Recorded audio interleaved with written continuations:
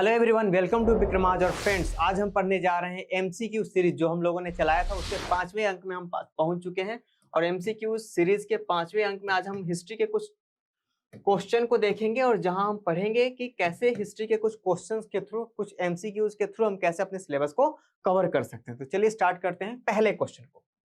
तो आपके सामने पहला क्वेश्चन आया गया है कि हिस्ट्री में, इतिहास में दो टर्म थे, खुद कस्त और पानी कस्त। ये क्यों यूज किए जाते, किनके लिए यूज किए जाते थे? आपके सामने जो विकल्प हैं वो इस प्रकार हैं: वेरियर्स के लिए, योद्धा के लिए, ट्रेडर्स, बिजनेसमैन के लिए, वेवर्स के लिए, बुनकर के लिए, पीजेंट्स या फिर किसानों के लिए। आपको बताना है किनके लिए खुद कस्त और पानी कस्त जैसे टर्म्स का इस्तेमाल किया जाता था। चलिए अब चलते हैं करेक्ट आंसर की तरफ। अगर हम करेक्ट आंसर की बात करें तो ऑप्शन डी यानी कि पीजेंट्स के लिए ये वर्ड यूज किया जाता था। तो आप याद रखेंगे खुद कस्त और पानी कस्त। देखिए इस तरह के जो टर्म्स होते हैं ना, ये पूछ दिए जाते हैं प्रीलिम्स के पेपर में और आपको कंफ्यूजन की स्थिति उत्पन्न हो जाती है कि आखिर ये किसके लिए किया जाता है। और ज्यादा परेशान और ज्यादा घबराने की जरूरत नहीं है। ये जो फैंसी वर्ड्स आपको देखने को मिल रहे हैं, अगर आपको लग रहा है कि बिल्कुल नए वर्ड्स हैं, बिल्कुल नए टर्म्स हैं, तो ऐसा आपको इसलिए लग रहा है क्योंकि आपने एनसीईआरटी को सही से नहीं पढ़ा, क्योंकि ये सारे टर्म्स मैंने वहीं से उठाए हैं, एनसीईआरटी से ये टर्म्स है। एक मैं सीरीज चलाऊंगा जिसमें कि सारे एनसीईआरटी के जो स्पेशल टर्म्स है वो मैं आपके सामने लेकर आऊंगा। तो चलिए, खुद कस्त और पानी कस्त किनके लिए कहा जाता था? पीजेंट्स के लिए। अब चलते हैं नेक्स्ट क्वेश्चन की तरफ। अब देख सकते हैं कि जैसे कि आपको पता है कि मुगल पीरियड में क्या बोला जाता था? रैयत, जो कि रियाया का एक प्लुरल फॉर्म है, या फिर मुजेरियन के नाम से भी जाना जाता था। किसान और आसामी भी बोला जाता है। आज भी किसी किसी क्षेत्र में बड़े किसानों को आसामी के नाम से पुकारा जाता है। इसी तरीके से खुद कस्त और पानी कस्त भी हमको देखने को मिलता है। 17वीं शताब्दी के कुछ रेफरेंस में हमको टू काइंड्स ऑफ पीजेंट्स देखने को मिलते हैं। एक को बोलते थे खुद कस्त, वहीं दूसरे को बोलते थे पानी कस्त। तो चलिए अब नेक्स्ट क्वेश्चन के तरफ अगर हम चले तो रुद्रदामन फर्स्ट के बारे में क्वेश्चन पूछा जा रहा है आपसे कि बताइए कि रुद्रदामन फर्स्ट के बारे में दिए गए तीनों स्टेटमेंट्स में से कौन सा स्टेटमेंट करेक्ट है? पहला स्टेटमेंट आपके सामने ये रखा गया है कि इन्होंने क्या किया था, सुदर्शन लेक जिसको चंद्रगुप्त मौर्य ने बनवाया था, ऐसा बोला जाता है, इसको क्या किया था इन्होंने, जीर्णोद्धार किया था, जो कि काठियावाड़ डिस्ट्रिक्ट में है, गुजरात के। इन्होंने फर्स्ट एवर लॉन्ग इंक्रिप्शन बनाया था संस्कृत लैंग्वेज में। क्या ये करेक्ट है? उसी के साथ साथ इन्हीं के रिजीन में, कार्यकाल में सेंट थॉमस आए थे, किसके लिए? प्रोपोगेट करने के लिए क्रिश्चियनिटी को, क्रिश्चियन धर्म को बढ़ावा देने के लिए, उसका प्रचार प्रसार करने के लिए सेंट थॉमस जब आए थे उस वक्त रूलर थे कौन? रुद्रदामन। तो आपको बताना है कि कौन सा ऑप्शन करेक्ट होगा। ओनली 1, 1, 2, 1, 3, 2, 3 या फिर 1, 2 एंड 3 तीनों करेक्ट है। चलिए चलते हैं करेक्ट आंसर की तरफ। Option B is the correct, यानी कि first and second statement is correct, बाकी सारे इनकरेक्ट हैं। इसके एक्सप्लेनेशन को देखते हैं शॉर्ट में। तो देखिए आपको पता है कि Shaka establish their rule in different part of the country, only those who ruled in the western India held power for any considerable length of time for a century or so. The most famous Shak ruler in India was Rudradaman first. जो शक थे उनमें से सबसे famous जो होते हैं वो रुद्रदामन फर्स्ट होते हैं। उसके बाद किस तरह से इन्होंने सिंध के रीजन में, गुजरात में और कच्छ में अपना एक्सपेंशन किया, वहां पे आपको बताया जा रहा है। हिस्ट्री में इसलिए भी फेमस है क्योंकि इन्होंने क्या किया था, इंप्रूव किया था सुदर्शन लेक को काठियावाड़ में। तो स्टेटमेंट 1 करेक्ट है। वहीं the lake has been irrigation for long time has been of the Mauryas. तो देखिए मौर्य के टाइम पे ही इसको क्या किया गया था, एस्टेब्लिश किया गया था। इसी के साथ साथ रुद्रदामन जो थे वो संस्कृत के बहुत बड़े लवर थे, तो उन्होंने क्या किया था कि अपने इंस्क्रिप्शन को संस्कृत में भी लिखवाया था। चलिए बढ़ते सेकेंड थर्ड क्वेश्चन की तरफ। इधर कुछ राइटर के नाम दिए गए हैं, वहीं इसके दूसरी ओर लिटरेचर दिए गए। आपको बताना है कि क्या विशाखा दत्त ने मुद्रा राक्षस नामक लिटरेचर को लिखा था, या फिर बाण भट्ट ने हर्ष चरित्र नामक लिटरेचर को लिखा था, या फिर बिल्हन ने विक्रम देव चरित्र नाम के लिटरेचर को लिखा था। क्या इनके द्वारा लिखा गया पुस्तक था? आपको बताना है कि इसमें से कौन सा स्टेटमेंट करेक्ट है या फिर इनकरेक्ट। चलिए आगे देखते हैं। Option D is the correct option, यानी कि 1, 2 एंड 3 आपको तीनों जो दिया गया है वो सही मेल खाता है। मतलब कि ये दोनों को लेकर तो आप श्योर होंगे, लेकिन इसमें आपको थोड़ी बहुत कंफ्यूजन की स्थिति देखने को मिल रही होगी। तो मैं आपको बताना चाहूंगा कि बिल्हन ने लिखा था विक्रम देव चरित्र। चलिए, तो कौटिल्य के अर्थशास्त्र में दिया गया है कि कैसे एक राज्य को चलाने के लिए किन तरह की चीजों को जरूरी होगा जो कि मॉडर्न पीरियड में दिया गया था। इस बुक में कुल मिला के 15 अलग अलग chapters. Different book deal with the different subject matter concerning polity, economy and society. वहीं मैं अगर आपसे बात करूं, Arthashastra was written as the 4th century BC में इसको लिखा गया था भाई, किसके द्वारा? कौटिल्य के द्वारा, इसको कि हम विष्णुगुप्त या फिर चाणक्य के नाम से जानते हैं। मुद्रा राक्षस एक प्ले है जो कि विशाखदत्त के द्वारा लिखा गया था। ये बताता है सोसाइटी और कल्चर के बारे में, मॉडर्न सोसाइटी और कल्चर के बारे में। कालिदास मालिका अग्निमित्रम ने लिखा है, जो कि एक लगभग पुष्यमित्र शुंग के पुत्र थे। उनकी एक प्रेम कहानी है मालिका अग्निमित्रम में। Agnimitra was the son of Shungamitra, Pushyamitra Shunga, और उनकी और एक उनकी जो लवर थी, उनके उनके डिस्क्रिप्शन को बहुत अच्छे तरीके से पेश किया गया है। किनके द्वारा? कालिदास के द्वारा, मालिका अग्निमित्रम के थ्रू। वहीं भास और शूद्रक ने लिखा है अलग अलग हिस्टोरिकल इवेंट्स को अपने अपने चरित्रों में। वानभट्ट हर्ष चरित्र लिखते हैं, और आपको पता होना चाहिए हर्षवर्धन के टाइम पे ये होते थे। हर्षवर्धन भी बहुत अच्छे राइटर थे, बहुत ही पोएटिक काइंड ऑफ पर्सन थे। उन्होंने रत्नावली जैसी पुस्तक भी लिखी थी। चलिए आगे चलते हैं। 4th नंबर क्वेश्चन में आपसे पूछा जा रहा है कि इन the context of pre historic period. Pre historic मतलब कि जहां के अभी ऐतिहासिक साक्ष्य मतलब राइटिंग फॉर्म में अभी तक हमको नहीं मिले। पीट ड्वेलिंग्स वर मेनली एसोसिएटेड, किससे एसोसिएटेड था? मास्की, बुर्जहोम, पालकी हाल या फिर मिर्जापुर। तो करेक्ट आंसर इज बी, यानी कि बुर्जहोम। अब एक नियोलिथिक साइट है जो कि पॉलिश्ड स्टोन का एक एक्स मिला है, स्टोन एक्स मिला है। बुर्जहोम एक नियोलिथिक साइट है। आपको पता होना चाहिए कि नियोलिथिक साइट वो टाइम था जब डोमेस्टिकेशन ऑफ एनिमल स्टार्ट हो चुका था, और उस टाइम पे इंसानों ने खेती करना सीख लिया था। सभी स्टोन एज के ही समय के हैं। चलिए, यहाँ पे आपको 3 तरह के स्टेटमेंट दिए गए हैं, और गुप्ता पीरियड के बारे में आपसे पूछा जा रहा है कि लीगल सिस्टम, जो उनका लीगल सिस्टम था गुप्ताज का, वो कैसा था, वो आपसे पूछा जा रहा है। मतलब कि न्याय व्यवस्था कैसी थी उनकी। आपके सामने ऑप्शंस कुछ इस प्रकार है कि civil and criminal laws were clearly defined and demarcated during this period. इस टाइम पे क्या किया गया था कि सिविल लॉ और क्रिमिनल लॉ को काफी अलग अलग कर दिया गया था, और इसको बहुत ही डेमोक्रेटाइज तरीके से पेश किया गया था। Laws were based on the difference in varnas, अलग अलग वर्ण के लोगों के लिए अलग अलग तरीके के लॉज को रखे गए थे। क्या ये स्टेटमेंट करेक्ट है? Guilds of artisans merchants were govern by their own laws, जो कि बिजनेस क्लास के लोग थे, वो अपने लिए अलग तरीके गिल्ड बना के रखते थे, अलग तरीके का अपना श्रेणी बना के रखते थे, जो कि यूपीएससी ने पूछा भी है एक बार। वो अपने तरीके, अपने नियम कानून से चलते थे। उनका जो राज्य के द्वारा बनाया गया नियम कानून उन पे एप्लीकेबल नहीं होता था बिजनेस के मामले में। क्या ये स्टेटमेंट करेक्ट है?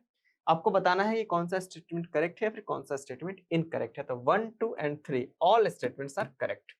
तो सिविल एंड क्रिमिनल लॉज को अलग अलग कर दिया गया था। लॉज तो थे वर्नाज के ऊपर डिफरेंस किए गए थे, मतलब कि based on difference in the varnas, मतलब अगर आप क्षत्रिय हैं, वैश्य हैं, ब्राह्मण हैं और फिर शूद्र हैं, तो उसके अलग अलग के अकॉर्डिंग आपको सजा का प्रावधान था।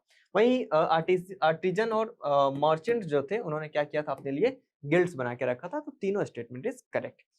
तो चलते हैं आगे, और आइए आपके सामने दिया गया है कि इस पीरियड में क्या हुआ था कि लॉज को बेस्ड ऑन डिफरेंसेस वर्नाज, वर्ण के ऊपर लॉज को डिफरेंसेस देखने को मिलता था हम लोगों को। It was the duty of the king to uphold the law, ये राजा का कर्तव्य था कि वो नियम कानून को सही तरीके से सुचारू रूप से बनाए रखे। The king tried cases with the help of Brahmanas priests, वो क्या करते थे कि इस लॉ को कैसे इंपोज करते थे, तो ब्राह्मणों के द्वारा इसको इंपोज किया जाता था। चलिए 7 नंबर क्वेश्चन की अगर हम बात करें तो which of the following statement correctly defined the term sailed. इस क्वेश्चन में थोड़ा इश्यूज है, तो इसको भी छोड़ते हैं फिलहाल के लिए। 8 नंबर क्वेश्चन की अगर बात करें तो मुगल एम्पायर से रिलेटेड एक क्वेश्चन है, consider the following statement of the foreign personalities, मतलब कि जो बाहरी लोग आ रहे थे मुगल एम्पायर के दौर में, वो क्या थे, कैसे थे, उसके बारे में हम पढ़ते हैं इसको। इस स्टेटमेंट में आपको 3 स्टेटमेंट दिए गए हैं फॉरेनर्स जब इंडिया में आ रहे थे। सबसे पहले एंटोनियो मोंजरेट के बारे में दिया गया कि वो पुर्तगीज प्रिस्ट थे जो कि मुगल कोर्ट में आए थे, कन्वर्ट अकबर टू क्रिश्चियनिटी। अब देखिए कि अकबर को, जो कि मुगल एम्पायर, उन्हीं को क्रिश्चियन बनाने चले थे। वहीं मैं दूसरी ओर बात करूं फ्रांसिस बर्नियर की, जो कि एक फ्रेंचमैन थे, कि जो कि फिजिशियन थे, किसके? दारा सिकोह के। वहीं मैं अगर बात करूं सर थॉमस रो की, जो कि एक इंग्लिश डिप्लोमेट थे और कहाँ आए थे, एम्परर शाहजहां के कोर्ट में। किस लिए आए थे भाई? ट्रेडिंग राइट्स चाहिए था उनको ब्रिटिश ईस्ट इंडिया कंपनी के लिए। तो ये तीन नाम है, सबसे पहले बर्नियर, उसके बाद थॉमस रो। क्या वो शाहजहां के दरबार में आए थे? आप एक बार ध्यान देंगे नाम पे। वहीं बात करो एंटोनियो मोजरेट की, तो आए थे इनको कन्वर्ट करने अकबर को, किसमें? क्रिश्चियनिटी में, क्योंकि पुर्तगीज थे, वो क्रिश्चियनिटी जैसे रिलीजन में बिलीव करते थे। तो देखते हैं कौन सा स्टेटमेंट करेक्ट होगा। Option D is the correct statement, यानी कि first and second is correct. ये करेक्ट है और सेकंड स्टेटमेंट करेक्ट है, और अगर मैं थर्ड स्टेटमेंट की बात करूं तो इनकरेक्ट स्टेटमेंट है। थॉमस रो आपको पता होना चाहिए, शाहजहां के दरबार में नहीं आए थे, वो आए थे जहांगीर के दरबार में, जो कि उन्होंने ग्रांट मांगा था, परमिशन मांगा था बिजनेस करने के लिए, एक फैक्ट्री सेटअप करने के लिए। फैक्ट्री तो क्या था, एक फोर्ट ही था वो। तो ये दोनों स्टेटमेंट करेक्ट है। आप ये दो नाम याद रखेंगे। बर्नियर जो था वो शाहजहां के बेटे का फिजिशियन था, जिसका नाम था दारा शिको, जो कि औरंगजेब का भाई था। और हरनत के युद्ध में वो क्या हो जाते हैं? हार जाते हैं, धर्मत के युद्ध में, सॉरी, और जो कि उत्तराधिकार का एक लड़ाई था। यहाँ पे आपको दिया गया है कि ये क्या थे और इन्होंने क्या किया था, कोशिश की थी जो कि सफल नहीं हो पाए थे। एम्परर अकबर को ही क्रिश्चियनिटी में कन्वर्ट करना चाहते थे। बर्नियर जो थे कि फ्रेंच सिटीजन थे, वो एक डॉक्टर थे, पॉलिटिकल फिलोसफर थे और हिस्टोरियन थे। इनकी किताबें बहुत ही इंपॉर्टेंट है। बेसिकली मुगल एरा को समझने के लिए इनकी किताबें, इनकी किताबों ने बहुत अच्छा रोल प्ले किया है। वहीं Dara सिको eldest son of Shahjahan की, ये क्या थे? डॉक्टर थे। जहांगीर की अगर मैं बात करूं तो मैंने आपको बताया कि शाहजहां के समय में आए थे, थॉमस रो नहीं आए थे, बल्कि जहांगीर के टाइम पे आए थे। विथ रेफरेंस टू द बीरास tradition consider the following statement. तो आपको बताना है कि जो वासबना थे उसके फाउंडर थे कंटेम्प्रेरी ऑफ सूफी संत शेख निजामुद्दीन औलिया। तो क्या ये उसके वसवना उनके कंटेम्प्रेरी थे? The tradition believes that every devotee has to go through multiple cycles of rebirth before he or see until united with lord Shiva. तो उनको लगता था कि जब तक वो लॉर्ड शिवा के भक्ति में लीन नहीं होंगे तब तक ये मृत्यु और जीवन के चक्र में फंसे रहेंगे। Veera Shiva is did not advocate the worship of idols, ये मूर्ति पूजन में बिलीव नहीं रखते थे। Option C is the correct statement, यानी कि थर्ड। सिर्फ और सिर्फ मूर्ति पूजा में बिलीव नहीं रखते थे, बाकी के ऊपर के दोनों स्टेटमेंट इनकरेक्ट।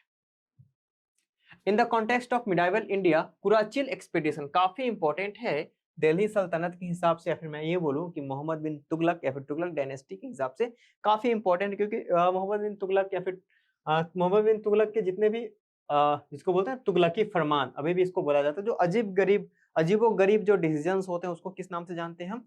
तुगलकी फरमान के नाम से। तो तुगलक ऐसी अजीबो गरीब डिसीजंस लेते रहते थे। कभी राजधानी को शिफ्ट कर दिया, कभी टोकन करेंसी इंट्रोड्यूस कर दिया, कभी कुराचिल एक्सपेडिशन कर दिया। तो आपको बताना है कि इसमें से किस राजा से संबंधित था? मोहम्मद बिन तुगलक, गयासुद्दीन तुगलक, कुतुबुद्दीन ऐबक या फिर Ibrahim Lodi. Correct answer is option ए। जैसे कि मैंने आपको बताया कि मोहम्मद बिन तुगलक जो थे वो क्या करते थे, कुराचिल एक्सपेडिशन के लिए गए थे, ताकि वो हिमाचल प्रदेश में एक जगह है कुल्लू कांगड़ा रीजन, वहां पे वो गए थे और ताकि वो चाइनीज को रोक सके। खैर उनका ये दाव उल्टा पड़ गया, और बदायूनी और फरिश्ता ने इनके बारे में लिखा है कि वो हिमालय को क्रॉस करके चाहते थे चाइना पे अटैक करना। Despite his intentions, Muhammad bin Tughlaq encountered opposition from the locals in Himachal. The army of Tughlaq, which was not, मतलब वो हिली एरिया में लड़ने के लिए तैयार नहीं थे, और क्या हो जाता है, फाइनली वो हार कर वापस आ जाते हैं, अपने बहुत सारे सैनिक भी गवा देते हैं। क्वेश्चन नंबर 11 की बात करें तो शिक्षा, कल्प, व्याकरण, निरुक्त या फिर छंद छंद और ज्योतिषी एस्ट्रोनॉमी, ये किस के पार्ट्स थे? वेदांग के, ब्राह्मणाज के, अरंक्याज के या फिर उपनिषद के? ये जो 6 चीजें दी गई हैं, निरुक्त, छंद या फिर शिक्षा, कल्प, व्याकरण या फिर ज्योतिषी, इस किस में इसका जिक्र किया गया है? वेदांग में, ब्राह्मणाज में, अरंक्याज में या फिर उपनिषद में? इनमें से किस में इसका जिक्र किया गया है? The correct option is option ए, यानी कि वेदांग। अब देखिए, आपको पता है कि सनातन रिलीजन में 4 वेद हैं, 4 वेद हैं, जिसमें कि सामवेद, यजुर्वेद, अथर्ववेद और ऋग्वेद आते हैं। लेकिन वेद के जो लैंग्वेज वो काफी ज्यादा कॉम्प्लिकेटेड है। उस कॉम्प्लिकेटेड लैंग्वेज को समझने के लिए हमारे ऋषियों और मुनियों ने क्या किया कि उसको उसके लिए 6 वेदांग लिखे। अब जब 6 वेदांग लिखते हैं तो उसको समझना थोड़ा इजी हो जाता है। उसमें क्या क्या है, शिक्षा है, कल्प है, व्याकरण है, निरुक्त है, छंद है और ज्योतिषी। छंद का ज्योतिषी का मतलब astronomy. Each Vedang has developed a credible literature. सब में बहुत अच्छे अच्छे लिटरेचर दिए गए हैं जो कि सूत्र के फॉर्म में है। This is very precious and exact from the expression prose for developed by the ancient Indians. Ancient Indians के जो एग्जैक्ट एक्सप्रेशंस हैं उसमें उसको बहुत अच्छे तरीके से वर्णन किया गया। Panini's Ashtadhyayi, a book of grammar in 8 chapters, final culmination of this excellent art of writing by Sutra, in which every chapter is precisely interwoven. मतलब ये कि पनिनी का जो अष्टाध्याय है इसमें एक बहुत ही एक सही एग्जाम्पल है। चलिए आगे बढ़ते हैं। 12 नंबर क्वेश्चन है। यहाँ पे 3 स्टेटमेंट दिए गए हैं। अष्टाध्यायी ने क्या लिखा? पतंजलि। अष्टाध्यायी किसके द्वारा लिखा गया था? पतंजलि के द्वारा, जो कि योग दर्शन के प्रवर्तक माने जाते हैं। Sarvavarman, scholar of a great reputation, compose the grammar of Katantra. Hala, जो कि उन्होंने क्या लिखा है? गथ पथस्थि इन संस्कृत। आपको बताना इसमें से कौन सा ऑप्शन करेक्ट है। Option B is the correct, यानी कि फर्स्ट एंड थर्ड। मतलब कि इसके राइटर सर्ववर्मन के राइटर कंटारा के राइटर सर्ववर्मन नहीं थे, बल्कि पतंजलि ने अष्टाध्यायी लिखी और हाला ने गद्य सप्तपदी लिखा इन संस्कृत में। 14 नंबर क्वेश्चन की अगर हम बात करें, जो the following are the features of the Nagara style of temple architecture. अब देखिए, टेम्पल आर्किटेक्चर में 2 तरीके का बेसिकली हम मानते हैं। ऐसे बहुत सारे बेसारा भी है, लेकिन द्रविड़ और नागर को हम मानकर चलते हैं, नागर एंड द्रविड़। अगर मैं नागर की बात करूं तो नॉर्थ इंडिया में नागर स्टाइल ऑफ टेम्पल आर्किटेक्चर हमें देखने को मिलता है।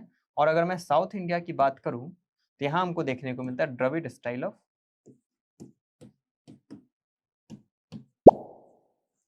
Temple architecture. अब इनके थोड़े बहुत डिफरेंसेस है। अगर आप टेम्पल आर्किटेक्चर के हमारे क्लास में आएंगे तो आप ये सारी चीजों को समझ पाएंगे। तो चलिए, an entire temple is built on stone platform. अब ये बोल रहा है कि जो नागर स्टाइल ऑफ टेम्पल है उसमें क्या करना होता है कि सारे का सारा टेम्पल जो होता है एक स्टोन प्लेटफॉर्म पे बना होता है, जिसको कि हम लोग चबूतरा के नाम से जानते हैं। मतलब कि सबसे पहले इस तरह का एक प्लेटफॉर्म बनाते हैं, उसके बाद ऐसे मंदिर को बनाते। मंदिर का स्ट्रक्चर तो खैर इस तरह का नहीं होता, मेरा ड्राइंग बहुत ही खराब, इसलिए मैं अच्छा नहीं बना पा रहा हूँ। The temple have elaborate boundary walls. Temple का क्या होता है ना कि बाउंड्री वॉल्स होता था नागर स्टाइल ऑफ टेम्पल में। द गर्भगृह is located under the tallest tower.